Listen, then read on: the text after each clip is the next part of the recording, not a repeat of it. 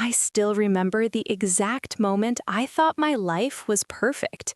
It was a rainy Tuesday evening, and I was standing in our little kitchen, barefoot on the cold tiles, stirring pasta sauce while the radio played that old song we both loved. Mark walked in, still in his work shirt with the sleeves rolled up, and wrapped his arms around me from behind. He kissed the side of my neck and whispered, "How did I get so lucky?" I laughed, leaning back into him. "You're the lucky one? I'm the one who married the guy who still brings me flowers on random Wednesdays." We'd been together 8 years, married for 5. Everyone called us the golden couple.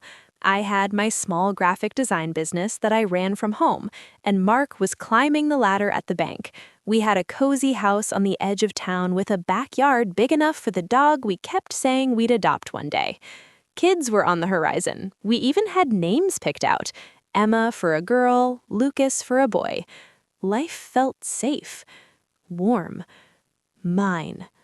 But looking back now, the cracks were already there. Little things I brushed off because I loved him too much to see them clearly. The late nights at the office, the way his phone screen would flip face down the second I walked into the room, the perfume on his collar that wasn't mine. I told myself I was being paranoid, that good men didn't cheat on women who loved them the way I loved him.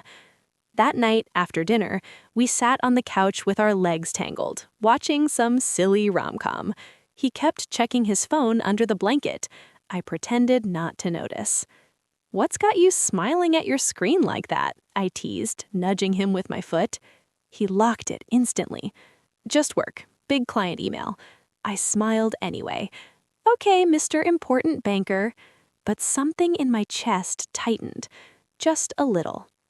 The next morning, he left for work earlier than usual, kissed me on the forehead like always, and said, "Don't wait up tonight, babe. Team dinner after the meeting."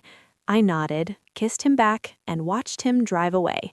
That was the last normal day we ever had. 2 days later, I found the first message. I wasn't even snooping. His laptop was open on the dining table, screen still glowing because he'd forgotten to close it. I went to shut it down, and there it was, a chat window that hadn't minimized properly. Her name was Jessica. The messages weren't flirty. They were intimate. The kind of intimate that only happens when two people have been talking for months. She wrote, "I can't stop thinking about last night." He replied, "I wish I could wake up next to you instead of her." My hands started shaking so hard I dropped the laptop lid. The sound echoed through the empty house like a gunshot. I sat on the kitchen floor for what felt like hours, staring at nothing. My mind kept replaying every late night at the office, every time he came home smelling like someone else's perfume, every time he told me I was imagining things. When he finally walked through the door that night, I was still sitting in the same spot. "Baby, why are you on the floor?" He looked confused, almost concerned. I looked up at him, the man I had loved with every piece of my heart, and my voice came out small and broken. "Why her, Mark?"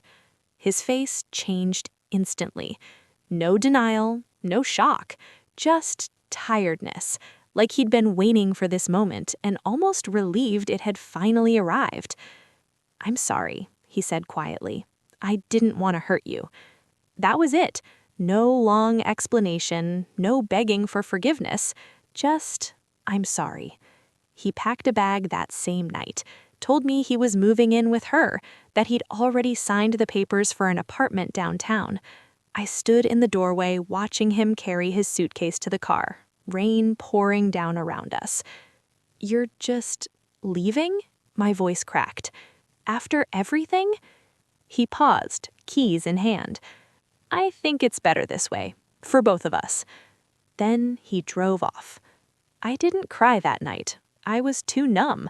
I just sat on my couch in the dark, staring at the wedding photos still hanging on the wall. But what I didn't know that night, what I couldn't possibly have imagined, was that someone else had been watching everything unfold. Someone who loved me more than Mark ever had. Someone who was already planning to make sure my husband would never forget the day he chose to break my heart. The first week after he left felt like drowning in slow motion. I couldn't eat, couldn't sleep. Every time my phone buzzed, I hoped it was him saying he'd made a terrible mistake. It never was. Instead, it was friends asking if I was okay, or my mom checking in with that worried tone she tried to hide. I told everyone the same thing. I'm fine, we just grew apart. But inside, I was shattered. I kept replaying our entire relationship like a movie I couldn't turn off. The way he used to make me coffee exactly how I liked it. The way he'd dance with me in the kitchen when our favorite song came on. The way he promised me forever. How could forever end in one rainy Tuesday night? By the second week, the anger started creeping in. Not the loud, screaming kind, the quiet, burning kind that sits in your chest and refuses to leave. I started noticing things I'd ignored for years. The joint account he'd slowly drained for investments. The credit card he'd maxed out on gifts I never received. The way he'd convinced me to put the house in both our names, even though I'd bought it with my savings before we even met. I was losing everything. That's when I called my dad. He answered on the first ring, like he always did. His voice was calm and steady, the same voice that used to read me bedtime stories when I was little. "Pumpkin, talk to me." I broke down on the phone for 20 minutes straight, told him everything. The messages, the other woman, the way Mark had just left. There was a long silence on the other end. Then my dad said something I'll never forget. "Sweetheart, some men think they can walk away without consequences. They're wrong." He didn't yell, he didn't curse, he just asked me one question. "Do you trust me?" I did, more than anyone. Dad had always been my rock. Retired now, but he used to run a small accounting firm that handled some pretty big clients. Quiet man, smart, the kind of person who never raised his voice, but somehow always got things done. 3 days later, he drove 3 hours to my house. He didn't hug me right away. He just looked at me, really looked, and said, "We're going to fix this, but we're going to do it my way." That was the first time I heard about the plan. Dad had been quietly investigating since the moment I told him Mark had left. He'd called in a few old favors from his accounting days. Turns out, Mark had been cooking the books at the bank. Not huge amounts, but enough. Small client accounts here, a little creative number shuffling there. Nothing that would land him in jail, yet, but enough that the bank would have no choice but to investigate if the right person whispered in the right ear. And that wasn't even the best part. Dad had also found out that Jessica, the woman Mark left me for, worked at the same bank, in compliance, ironically, the department that was supposed to catch exactly this kind of thing. Dad's eyes were cold when he told me. He didn't just cheat on you, honey. He risked everything you both built, and now he's dragging her down with him. I should have felt guilty. I didn't. Over the next few weeks, Dad and I became a quiet team. He handled the paperwork. I handled the emotions. We never spoke about revenge out loud. We just called it setting things right. Meanwhile, Mark was posting happy couple photos on social media. Him and Jessica smiling in their new apartment. Caption, "New chapter, new beginnings." Every time I saw one, I felt sick. Until one afternoon, Dad came over with a folder. Inside were copies of bank statements, emails, and a carefully worded anonymous tip that was ready to be sent to the bank's internal audit team and to Jessica's boss. Dad looked at me across the kitchen table. "This is the part where you decide," he said gently.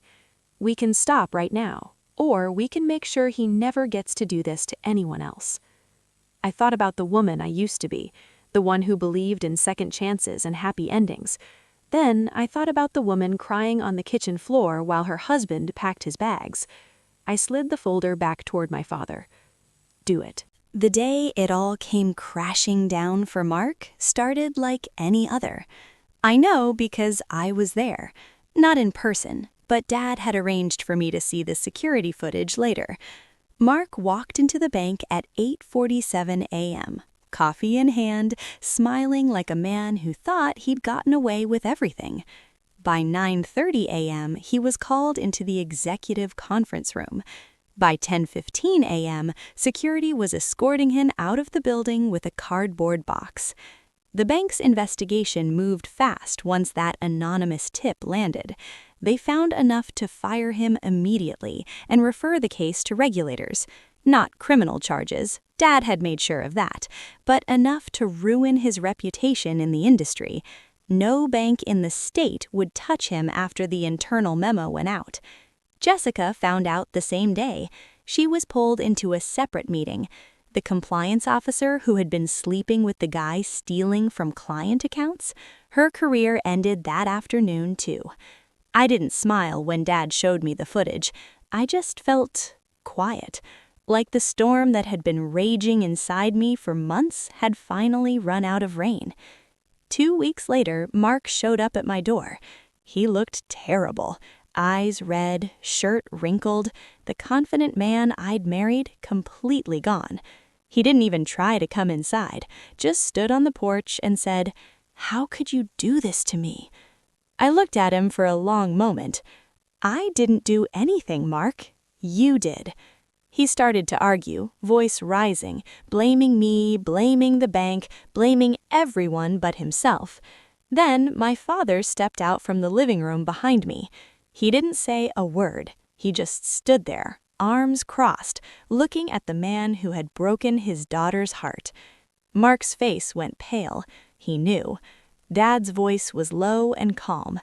"You had 8 years with the best woman you'll ever meet. You threw it away for something cheap. Now you get to live with that choice." Mark opened his mouth, but nothing came out. He turned and walked back to his car, the same car he'd driven away in that rainy night. This time, he didn't look back. That was the last time I ever saw him. 6 months later, I sold the house, not because I had to. Dad made sure the finances were protected, but because I wanted a fresh start. I moved closer to my parents, started growing my design business again, and even got that dog we always talked about.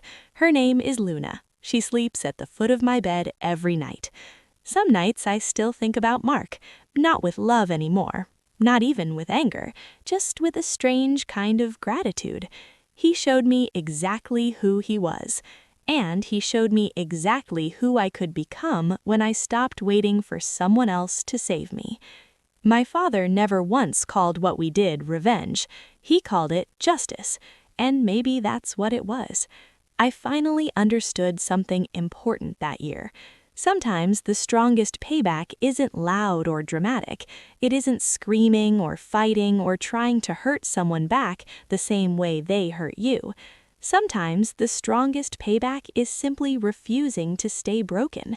It's rebuilding your life so beautifully that the person who tried to destroy you can only watch from the outside, knowing they'll never get to be part of it again. I'm not the same woman who stood in that kitchen stirring pasta sauce, dreaming about forever. I'm stronger now, wiser, and I sleep peacefully knowing that some secrets, the ones my father kept for me, made sure the man who left me learned the hardest lesson of his life. He cheated, he left, and in the end, my father's quiet payback hit harder than he ever could have imagined.